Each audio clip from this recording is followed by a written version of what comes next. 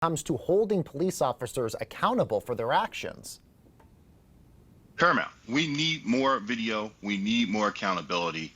There is a perfect example where an officer became emotionally hijacked.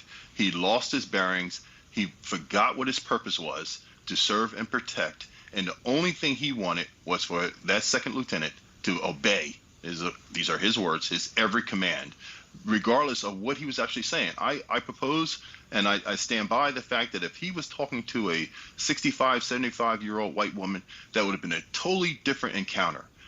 Officers need to recognize when they're losing their bearing, when they're becoming emotionally hijacked, and they're forgetting who it is that they're actually there to protect.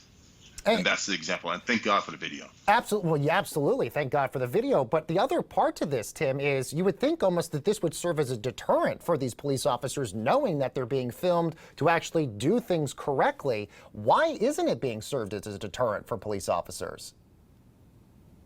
Because there's no accountability on the back end. When we see the videos and we see the incidents, like this is a perfect example, the one in Virginia. That video exists since December. Why hadn't the department taken action prior to it going public? It wasn't until the public outcry that the department said, oh, well, yeah, he's fired. He's no longer a police officer. We have to do something. That can't be. Departments need to get those videos, they need to review them regularly, and they need to determine when officers are acting inappropriately to the extent of punishment, including termination and possibly even arrest immediately. Not after complaints and not after it goes viral and is on all the news stations. Then they lose credibility.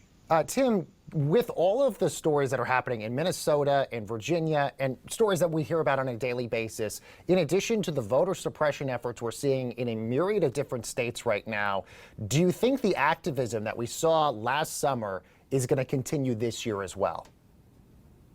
I sure hope so. I stand with the president in his comments that protesting, yes. Rioting and looting, no, we can't do that. We lose credibility when we are trying to get our point across and others are acting in a destructive manner. The vast majority of law enforcement officers are good, honorable men and women. We need to recognize that, but we need to work hard to get rid of those who wish to do harm for the sake of it.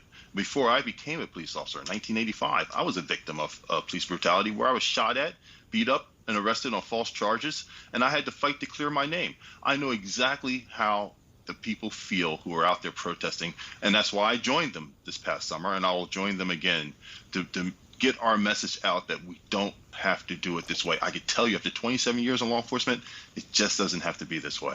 Yeah, Tim, you have a really amazing story. And again, you're running for Congress in Southern Jersey against Jeff Van Drew. You know, everybody hears so often that this will finally be the congressional cycle where something